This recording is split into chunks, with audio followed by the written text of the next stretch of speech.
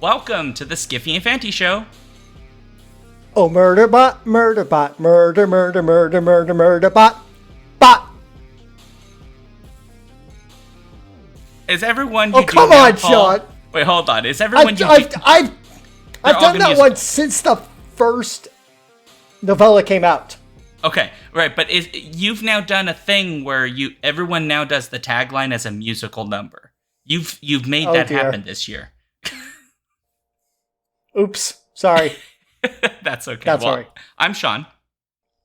I'm Paul. And tonight, we're joined by a very special guest who is actually returning after not being on the show in a very long time. That would be Martha Wells. Welcome to the show, Martha.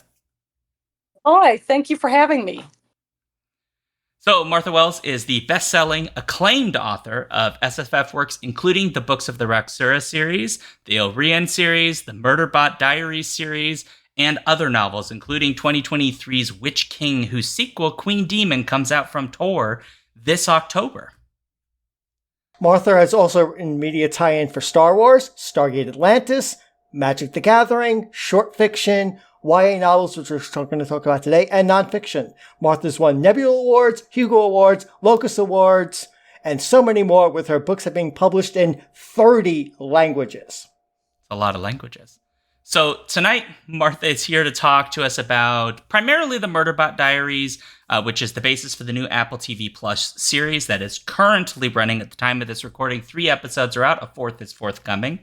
That she is a consulting producer on, as well as the YA fantasy Emilie stories that is being newly reprinted together by Tor, which would be this beautiful thing for anyone watching the video today. So thank you very much for being here, Martha, and being willing to talk about all of these things with us.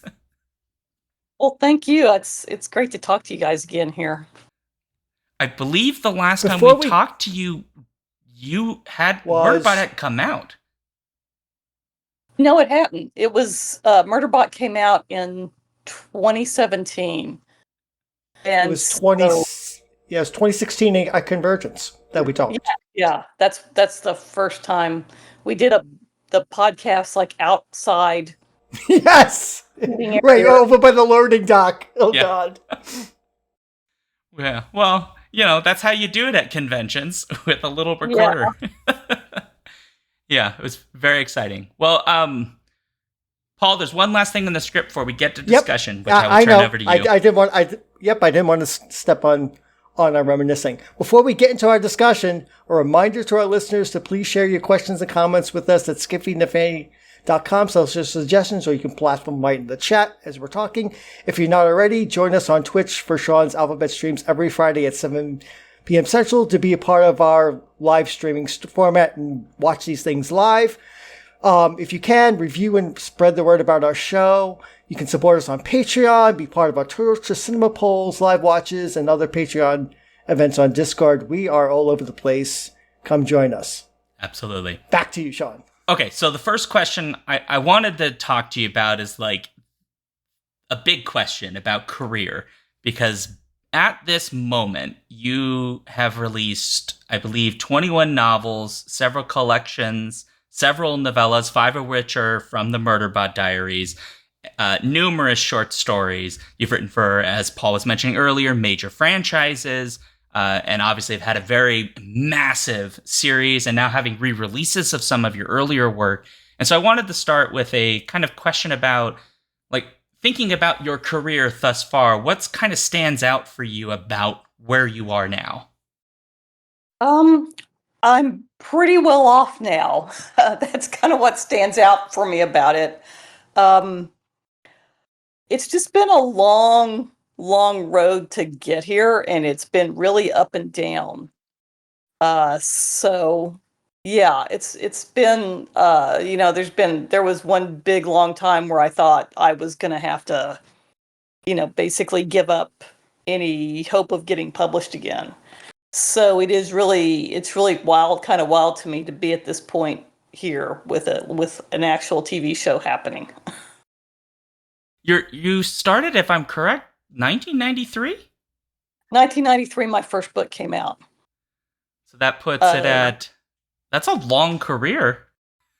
Yeah, it's 20. It was about 27 years when, as we all try to do math in our Oh heads. God, that's hard. Uh, it's about 30 years, I think. Yeah, it's a good chunk of time. Yeah. You'd mentioned kind of the difficulties, the really sad statement about like thinking you might have to give up, and now you're in, as you say, right, a much better spot. How do you kind of feel about like the future, like where you're gonna go from this moment? I don't know. I think the fact that the future is so uncertain right now for everything, it's kind of hard to say. I'm just going to keep writing books, and hopefully we'll be able to keep doing the show, and that's basically my big hope right now. So we do have a question in chat that already came up, Yep. which is from Configuration Queen. And it's relevant to us talking about sort of your career here, which would be thinking back to some of your older books. Which one do you hope that readers will try? I really hope they try either. I mean, it's not an older book. I hope people try Witch King because it's my favorite right now, and I hope people try the books of the Raksura. Yeah. My favorite for a long time. Very good ones. Yeah. For listeners who don't know, I liked the Raksura so much I stole them and stuck them into a role playing game scenario I was running because it's like, these are great. This is wonderful world building. I can make use of this. Oops. It's fun. So let's turn to the big franchise at the moment, because this is the one that's on the TV. And I'll bring out this omnibus edition, which has the first two novellas, which obviously has the nice little Apple TV Plus logo on it, which was very, very fun when it came in. So I want to start kind of with another broad question, which would be thinking about the fact that with a TV show, there are going to be people who've never heard of the books before who are going to see the show and go, okay, well, what the heck is this based on? Because it's based on a thing. And they may come to read it. And so I guess my question is, for those folks who may come to it for the first time, maybe kind of give them a quick beat of what these stories are, and what do you think their takeaway might be in approaching these works for the first time? Because they are a little bit different than the show, obviously. I think it depends on whether there's already science fiction readers or not. Because I think if you're a science fiction reader, it's pretty easy to get into. If you're not, I've seen a lot of people say that they think that that you don't have to be really immersed in the genre to understand it.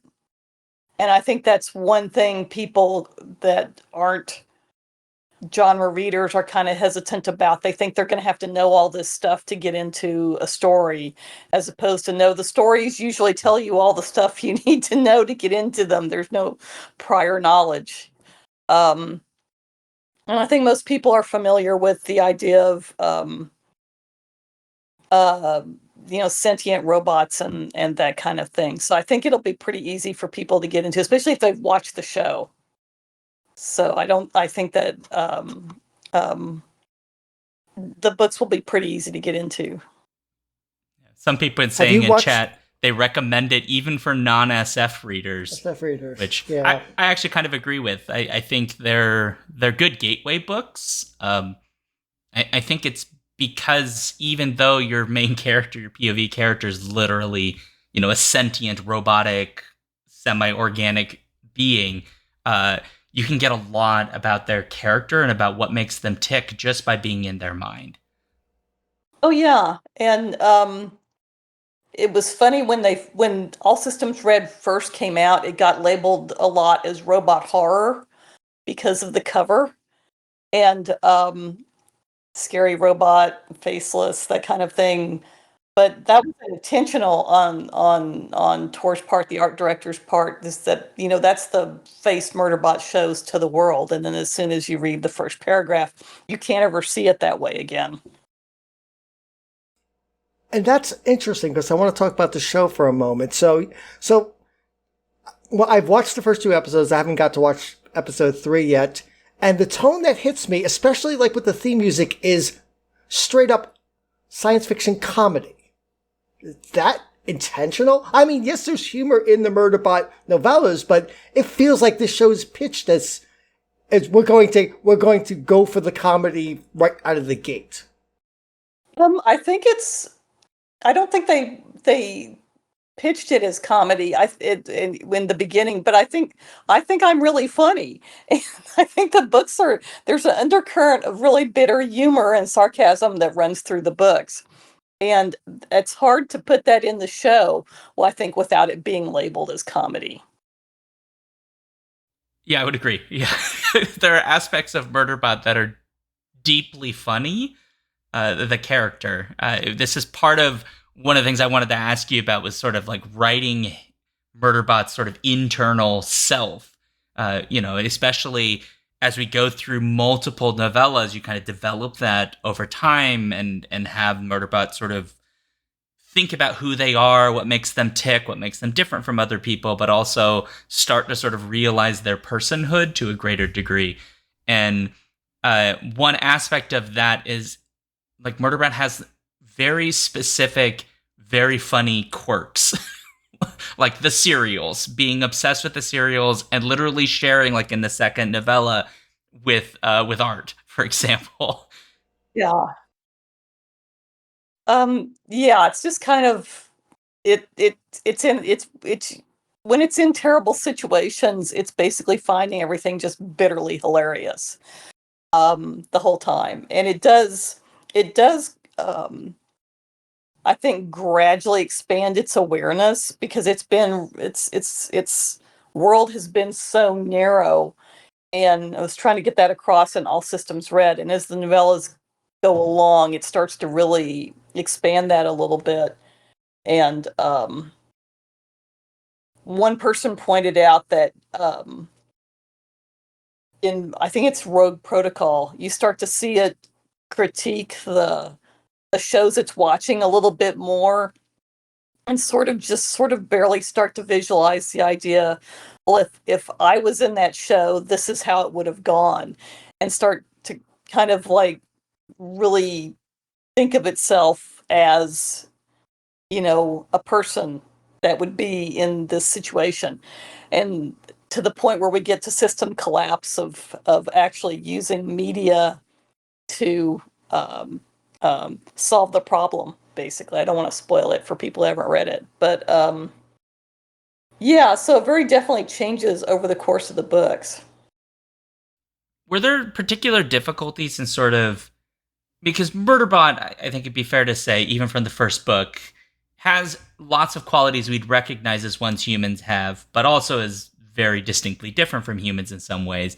As you were developing the character, did you find any sort of particular difficulties or maybe eccentricities in the writing process about developing that character? Not really. It is a very difficult character to write because of being able to see through all the security cameras and pull information from all these systems.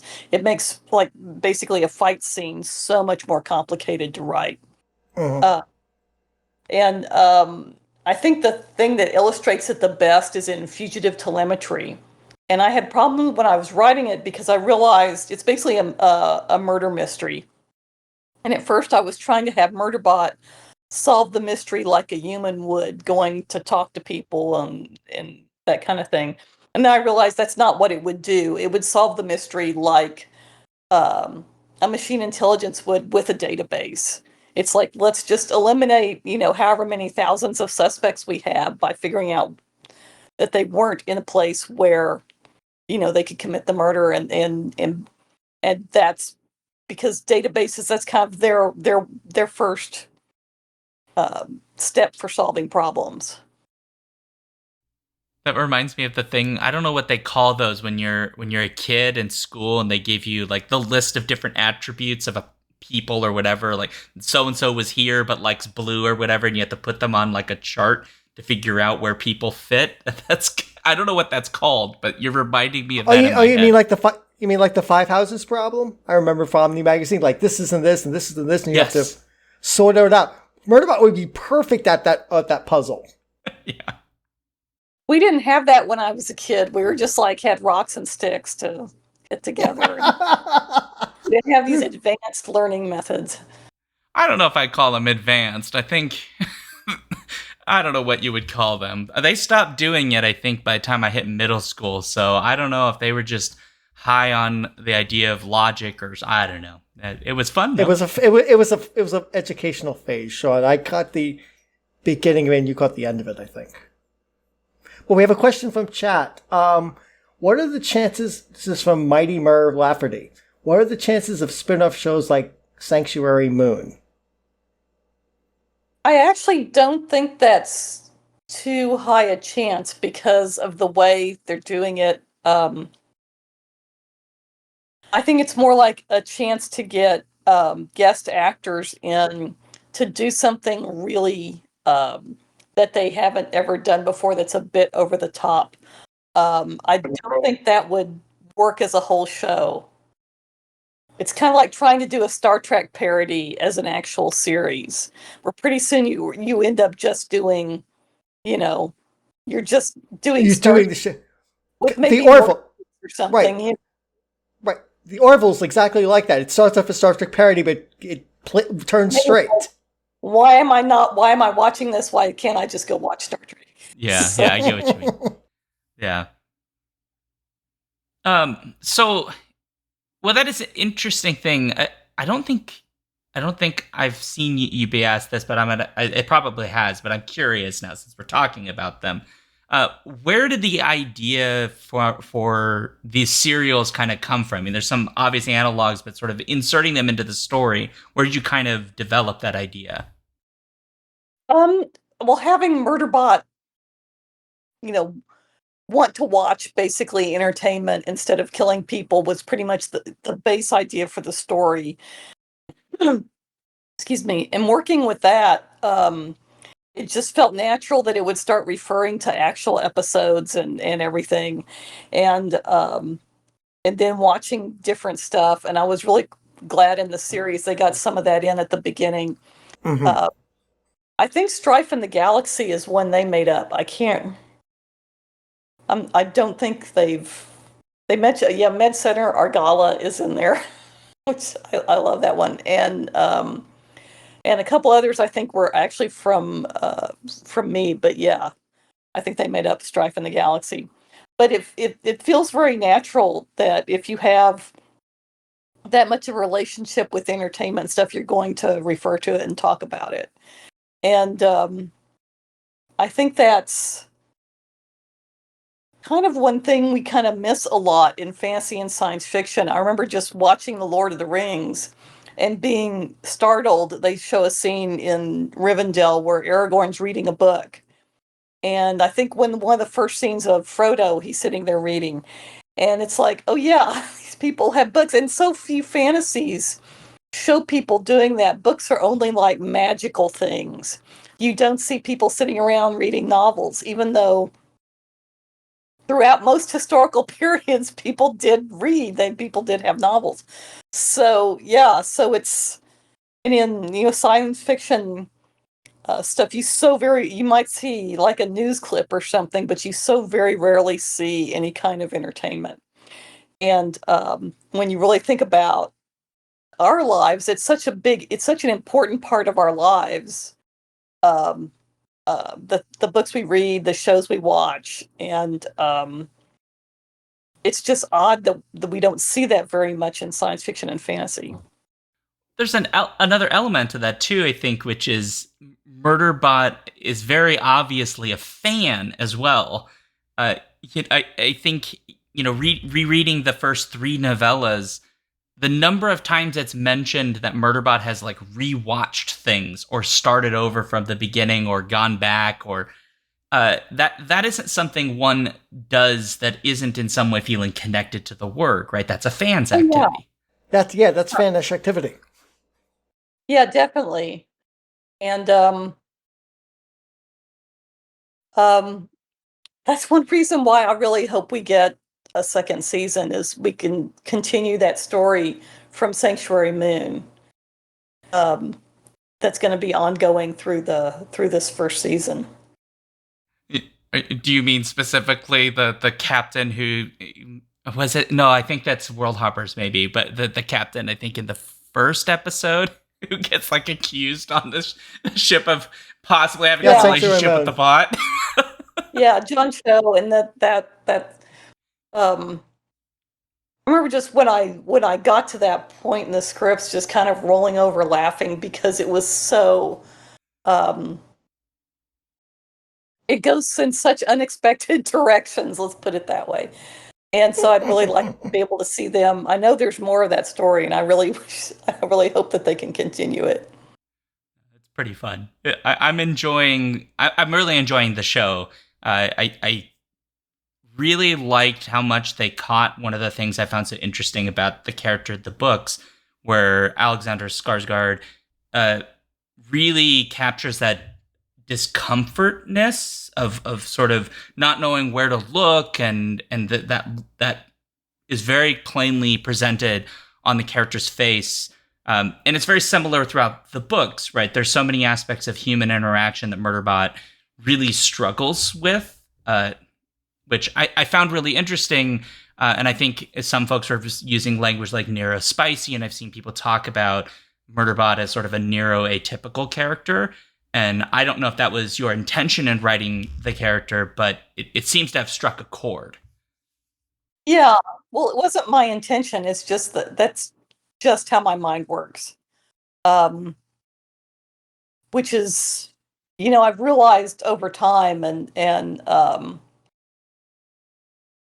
there's not much I can do about it, apparently. But I really think he really nails that aspect of Murderbot. And I was noticing just the way he walks in the suit, and it just really, it's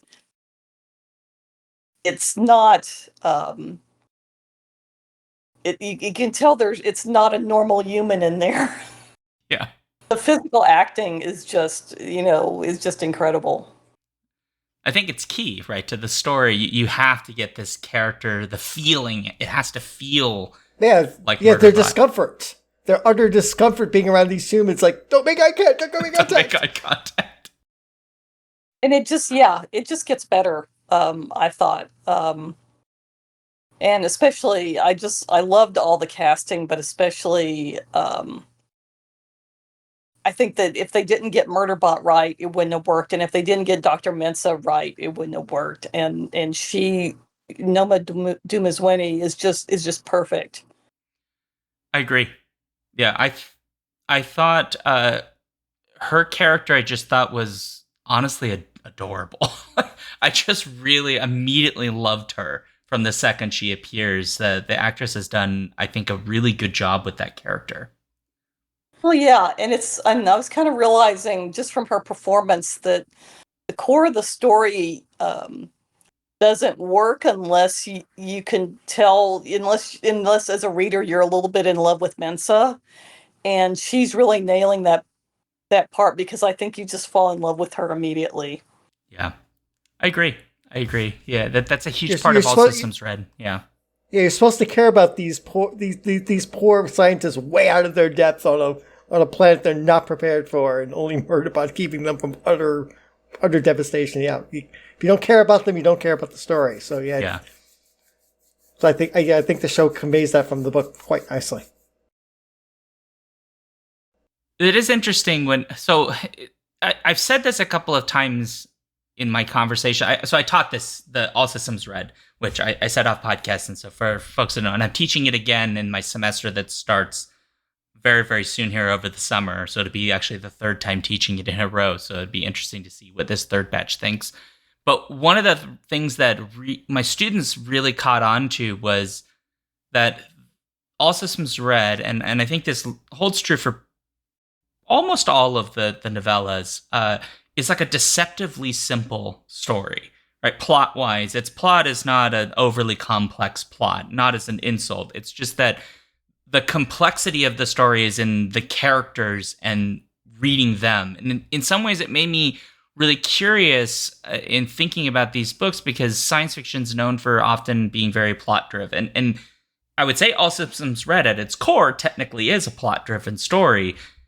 And yet, the thing where the most depth and development occurs is almost at that very specific character level.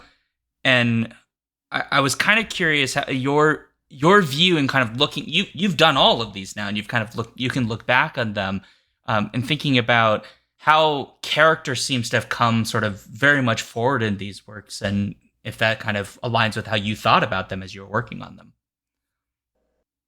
Yeah, I think in general, I don't know, the way I read, I don't care as much about the plot as I do what the characters think and feel about what's happening in the plot. So that's I think that's how the reader knows what to think and feel about it. Um, and so Murderbot is kind of that's your primary interest in it is what does Murderbot think about what it's doing and what's going on. So yeah, and just some of the plots really hinge around is Murderbot going to be able to get along with these other characters, and how are they going to be able to interact, and its expectation of what's going to happen versus what actually happens. And it's not so much an unreliable narrator as it is constantly sort of pessimistic about everything that might happen. So yeah, and I don't think also I think some people are just not willing to engage with the fact that the story's dealing with slavery and that it's a slave narrative, because I see reviewers try to say things like, well, why does Murderbot not like humans? They're so nice to it, and just sort of not, wanting to engage with that. And I think also the ideas of the social anxiety and that kind of thing, of not really sort of getting why that's an actual problem. And I think that surface reading is basically people who don't have those kind of problems not really understanding what they're reading. So, not in a bad way. It's just that they're just not going below the surface. My students, absolutely, some of them picked up on those things. When I mentioned the sort of neuroatypical reading, that there's a bunch of academic papers that have taken this view too, and a bunch of them went, yeah, I got that immediately. And I suspect because they themselves have some aspects of Murderbot's sort of character. I mean, yeah, there's a whole wealth of things that you interrogate in these books that people seem to elide over. I mean, focusing on Murderbot as a character and not seeing the anti-slavery themes or the anti-corporate themes or commercial exploitation. There's a number of things you bring through these books again and again, but you're not. But you're grounding it in in the story of Murderbot and their growth, and so kind of you're almost hiding the vegetables inside the tasty meat of Murderbot's story. Yeah, but I do think it's really the anti-corporate stuff is really obvious. So it's really funny when people are just. I see readings of it where people seem to think that I put it in there accidentally. And it's sort of like how the whole world is based on the fact that corporations are terrible. This world wouldn't exist without, basically unchecked greed and exploitation. So it is kind of baked in there. That is interesting, because there are sort of multiple prongs of that sort of critical element in throughout the novellas and stories in in this. The very fact that we can have these non-corporate worlds, right? Which as a meaningful distinction in this story, I think should be the giveaway, right? That there is a very clear societal demarcation between the things that are the corporate worlds and the things that are not. And what we see between them, and I think the show is capturing some of that too, is the way that those cultures operate. There's a level of bureaucracy, especially in All Systems Red. There's a level of bureaucracy that exists in the corporate worlds that you don't see in preservation, for example. Uh-huh. Yeah. And preservation's whole structure is so very different. The fact that Mensa, as basically as part of being a leader, has to go on at least one of these expeditions, and has probably done more of them than that. And I really think that it was really one of the things that they did I really liked was bringing out, showing how different preservation was in just the way the characters interact with each other. Because in a lot of recent sci-fi, science fiction shows, it feels like it's a very dark, gritty world. And someone actually pointed out how Murderbot starts out in the mining colony where it looks like one of those shows. It's very dark and gritty. And then it goes into the people, being with the people, preservation, and everything's colorful, and people aren't mistrustful of each other. People actually like each other. They know each other. They trust each other.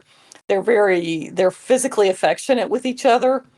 And I think that's one reason why people feel like it's so different. It's not just the humor, but the fact that you're not watching people who are sort of gritty survivors of this dystopian dark world. Sort of they're just like ordinary people you might know, that you would have a lot in common with. Yeah, that's a huge contrast I noticed in the story too, where you're right, that opening sequence in the mine versus the first time they show up in the corporate facility they've given them on the planet. I found it interesting. They're both very animated, but I also noticed that in the opening sequence, it's rather violent in its presentation, and that is the exact opposite. So it is physical in the first, but it's physical violence, right? One of them literally burns his hand in a scene, versus laughter and almost they're running like children running up the stairs, and yeah. Dibs on the big bedroom, or and all that kind of, yeah. Yeah, it's very, very clever visual writing. I think they have done that's been done there. Oh yeah. Yeah, they did a fantastic job with that, and it's just there's so much what I kind of want to talk about, but I don't want to spoil it. I have to keep remembering everybody's only seen up to episode 3. Yeah. Oh, because you much further along. That's right. Yes. Thing many times, basically. Oh wow. I don't know how. Yeah, I saw it in well, I saw some scenes being filmed, or one scene being filmed, and then I saw the pre-production part where it's just the things they filmed cut together in the right order, and it's basically like a draft version, and no special effects, or the special effects are just kind of in there again as draft versions where they're slightly animated and stuff, and you can see the parking lot at the location. It's we're looking at this vista, and there's the catering truck. It's all right there, and the people holding the green screen and things like that, and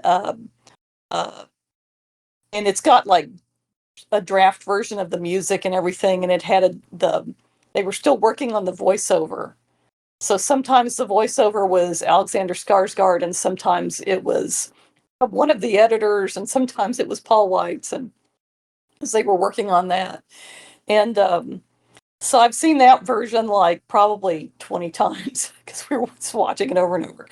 And then I've seen the post-production with all the color and sound corrected and the special effects and the real music and everything um and the credits. I've seen the credits. They sent me the link for um the credit sequence once that was done. So yeah, I've seen the whole thing already. And I've read the scripts too, but it's like the scripts, I read at least 3 versions of the scripts. Um Including like the latest one. But that really, so much of it is in the direction and the performances. So reading the script doesn't, I think, unless you're really good at that, it doesn't give you a really good visualization of what the show's going to look like. It's kind of like reading a theater play. I mean, you have all the stage directions. Unless you can visualize that, it's not the same thing as actually seeing that actually on stage. Yeah, yeah, or reading a transcript of something and then you actually see the people as they're talking and it's just completely different from what you had in your head. Mm-hmm. Yeah, because the emotion and the physicality is missing. Yeah. Yes. Yeah. Curiously, that is a Murderbot thing too. We keep getting his internal dialogue. What Murderbot thinks, what they think, and Murderbot doesn't move as much until book novella 2, I think, artificial condition, when they like program some, like, try to be more human as they walk. Yeah, what to do with their arms, all that kind of stuff. Yeah, because turns out humans super animated and like all of our stuff moves. We're like octopi. Yes, all the time. Until you get really nervous and you don't know what to do with your arms. They're just hanging there. Yeah, that's true. Paul, do you have Yes. Another Murderbot question, or should we talk about the re-release of these? Let us jump to steampunk YA. Okay. At this point, So these are coming very soon. If I'm correct, they're just around the corner. Am I not wrong? I think they're already out. Are they already out? I think yeah. I think Well, it was just this past week. Oh, okay. So they're already out. So this is the re-release of the 2 Emilie adventure stories, the Hollow World and the Sky World, which came out a little while ago. I guess for folks that may be reapproaching this or kind of start from the same place, could you tell us a little bit about these particular works? Yeah, they're fantasy novels with a very young protagonist in early teens, and she kind of stumbles onto a scientific expedition. It's not set on Earth, it's a secondary world, and that has very different physics from ours. And she stumbles onto a scientific expedition that's going to below the sea bottom to this inner world and to rescue a previous expedition, and meets strange people and strange creatures and has much adventure. And then there's the sequel, The Sky World, which is where they see something coming through the ether, yeah. The ether, basically, yeah, towards them, and have to go up and investigate it. But they're a lot of fun to write. I wrote them for a defunct fantasy and science fiction line. I guess it was maybe 2015, 2014, I think, and it was a while back. And they've been out of print for years and years, so it's really nice to have. Yeah, they were 2013. 2013, okay. And I revised both of them, and it was really neat to have them out in the new edition too. I was going to ask that whether this new combined edition had any revisions, because I know you've done revisions to City of Bones and a couple of the other books that have been re-released. I was wondering if these were revised as well, and if so, how did you revise them? I just the first one, not that much, I think, but I kind of bringing him in line with I feel like my skill level as a writer has improved since 2013. So it's kind of bringing them more in line with that. And the Sky World, I think, needed more work than the Hollow World, probably because I remember when I was working on it, I had to stop in the middle of it and write the Star Wars novel. And Right. so, and then go back to it. So I think parts of it were a little rushed. So I was glad to have a chance to actually go and revise it. So it sounds like Skyworld might have gotten a bit more attention then by comparison. Yeah, probably. I wrote, basically, it was during my career crash that I wrote it. There was like, I think it was about from 2007 to 2009. I just couldn't sell anything, but I ended up writing The Cloud Roads, The Serpent Sea, and then Emilie and the Hollow World. So, so it was nice that all those books eventually sold. Yeah, that's wow. So that really does explain sort of earlier when you were talking about your career, that feeling of like, is this the end? Yeah, I remember those days. It's like, oh, please let these books be good. Please let these books be good.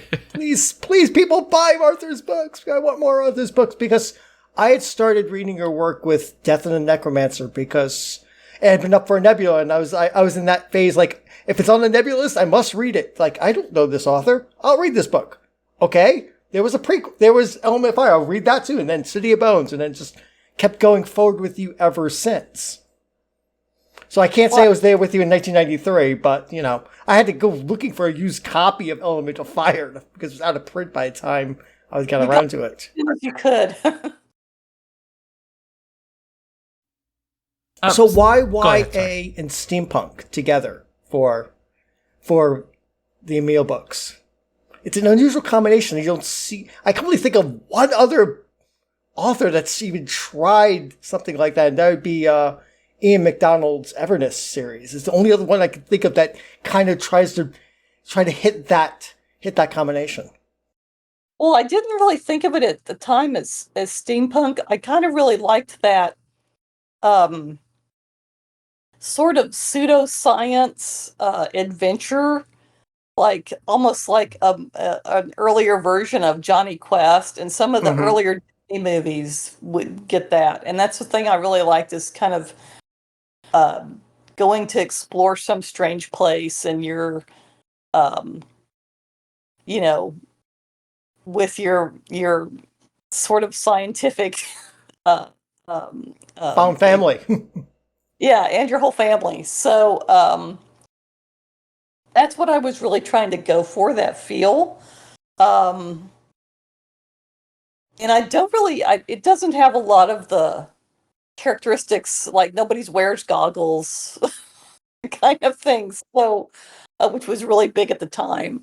So I didn't really think of it as steampunk, I think. It was always also like the Illyrian trilogy is a bit like that, where they have their version of science, which doesn't really match, is sort of semi based on magic, so it doesn't really match our version of science, and that's kind of something I'd already worked with before. Yeah, the Illyrian, you start with Element of Fire, which is very much sword and sorcery, and then by the time you get to the Wizard Hunters, you're kind of dealing with science as quasi-technology by that point, when they have the invasion. To come to think of it, so the Emilie books are kind of like going to other worlds and having other worlds contact them, which kind of reminds me of the Wizard Hunters, where you have multiplicity of worlds impinging upon Illyrian. Yeah, and Element of Fire, the magic is very based on 17th century magical beliefs, which have, it's like all these, it's all these instructions, do this, do that, put this here, and then you'll have magic. And, it doesn't work, but, they were very convinced that this is the way you did it. And just kind of that sort of, like the idea of alchemy and if you just do these things in the right way, then the magic will happen. Those kind of beliefs.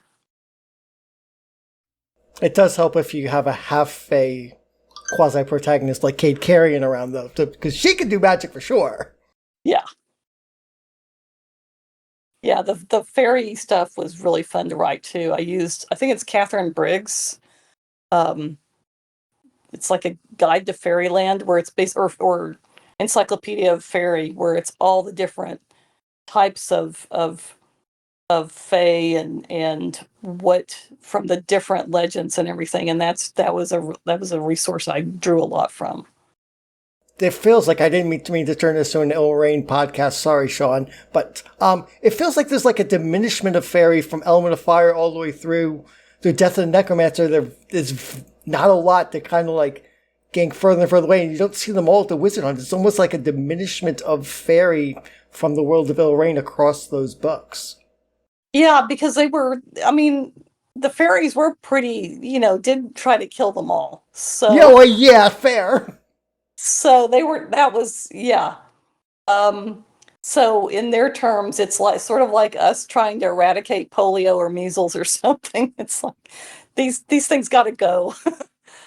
And you do see I think in it's the Gate of Gods when they get back to Ilrian. Tremaine runs into a red cap in the forest when they're getting ready to try to get in, and she basically it says something to her, and I can't remember what it is, and she's like, "I've got a gun," and then it leaves. So yeah, they're still around, just the kind of pushed into the back corners and not trying to like destroy entire cities. Whereas in the Raksura novels, you have this whole palimpsest of different civilizations, different magics, different technologies, and every so often something from the deep past pops up, and like, oh no, what does Moon have to deal with now? Those were the most fun to write for me. Just because I made them like, I just kind of like, I'm just going to do whatever I want to do in this world and just make it a very, very strange place. Non-human protagonists for the most part. I mean, there are some beings which are almost human, but Moon certainly isn't human in the end. He can sometimes pretend to be, and it's like I get them and I dig them, and as you said, I hope more people will try them just to see your range. Maybe since now that people have picked up the Witch King and the forthcoming Queen Demon, they can see that through line from the Raksura to there as far as having interesting non-human protagonists. Yeah, that's just it's yeah, I just got to this point. I think humans are boring. I'm just going to write non-human protagonists. So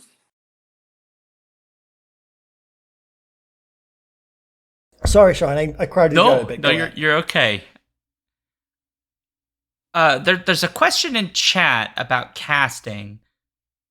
I'm gonna read it, but I think I'm not quite understanding it. But maybe I can get us to talk about casting. They're asking about casting in Murderbot, and it asks if you had a picture of. I think they mean like for Murderbot, an idea for who would become Murderbot. But I don't know how much involvement in casting you really had, because I guess that could be your secret for all we know. I didn't really have a picture. I'm not really good at picking actors for characters, and sometimes when I do, the character starts out looking like a particular actor, and then the more I write it, the more it kind of stops looking like that and starts looking like a new person. And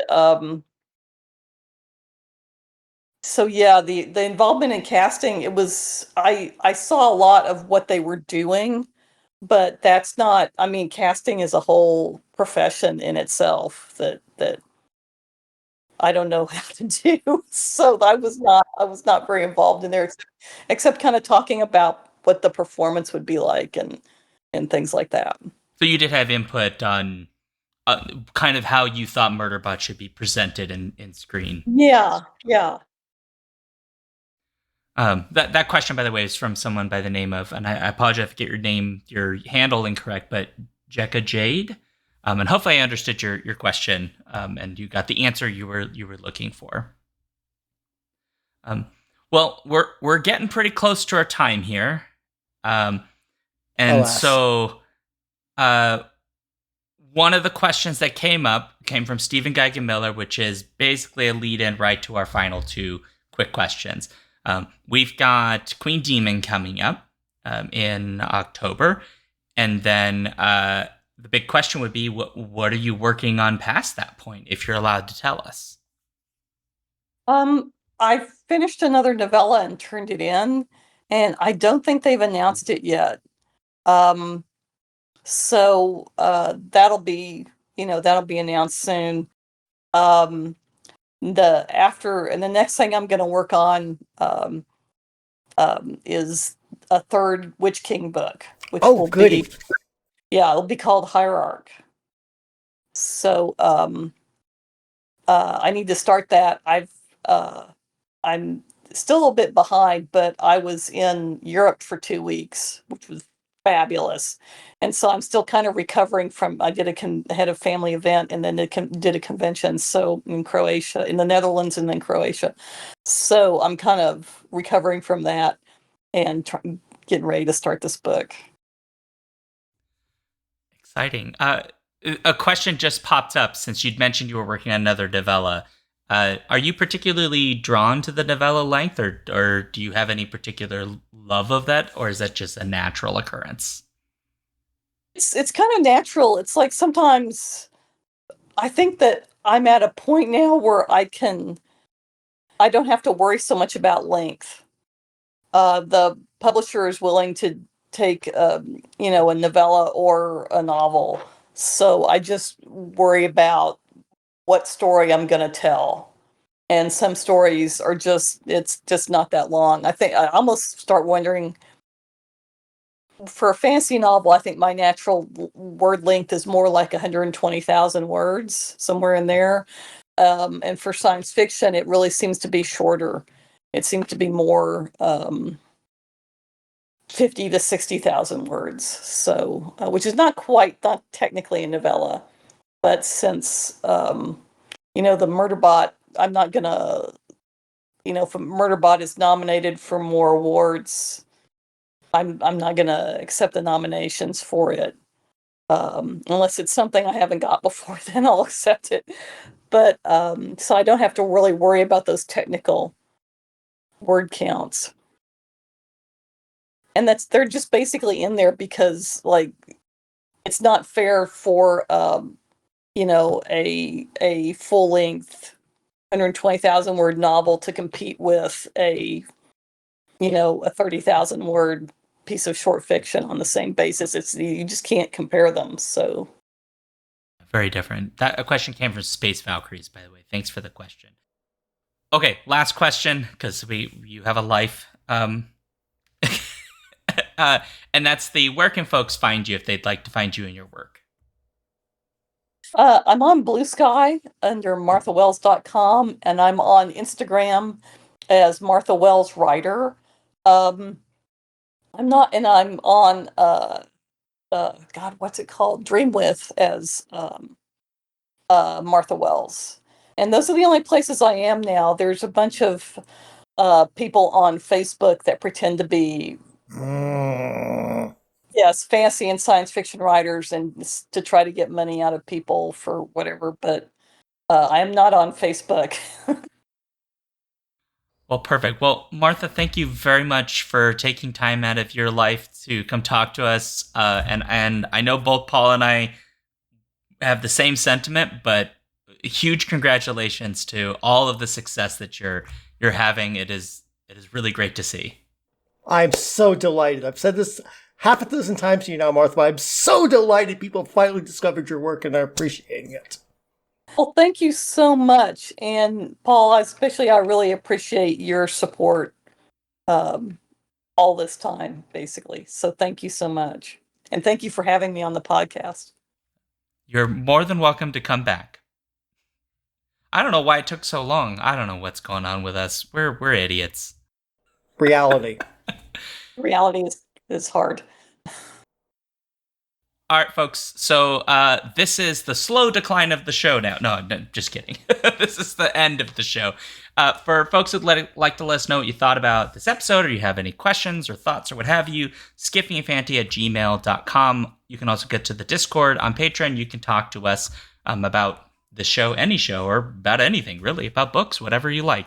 We're on Blue Sky, Threads, Mastodon, YouTube, a whole bunch of other places. skiffyandfanty.com/skiffythings is the where you can find that. We're here every Friday, 7 p.m. Central, for our live show at twitch.tv/alphabetstreams. And then if you like what we do, please spread the word. Tell your friends about us. Only nice things, because just be nice. Be more nice. World's too mean. And support us. Patreon.com/skiffyandfanty if you're so inclined. Speaking of which, I'd like to thank some of our Patreon supporters. Andrea the Alluring, Cameron the Chthonic, Carolyn the Benevolent, Carrie the Divine, Chris the Candescent, yes, we gave them all titles, Dan the Transient, Daniel the Cultured, David the Debonair, JC the Jocular, Jeff the Gracious, Joseph the Jovial, Juan the Junctional, KB the Kind, Karen the Kickass, Kat the Kinematic, Matthew the Magnificent, thank you, Kinematic, and Matthew the Magnificent.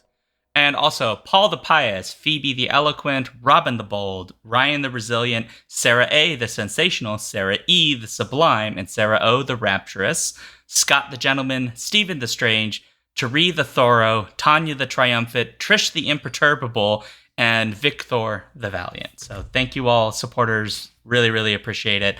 I'm at SeanDuke.net. I'm Alphabet Streams, where I do other stuff on Twitch. SeanDuke.net/DukeThings if you want to find all my nonsense. And you can find me, Paul, ubiquitously on the internet, except for in fascist duchies, kingdoms, and baronies, as Prince Justin with a V. Okay. As required by the Skiffy and Fanny bylaws, I need to end this by making it happy. And that is that, Paul, in honor of you for being such a great supporter of Martha Wells' career, I am fast-tracking every new book from Martha Wells directly into your brain by a USB implant in the back of your neck. I appreciate that, Shaun. You're welcome. It's really service. And on that note, happy ending, and see you.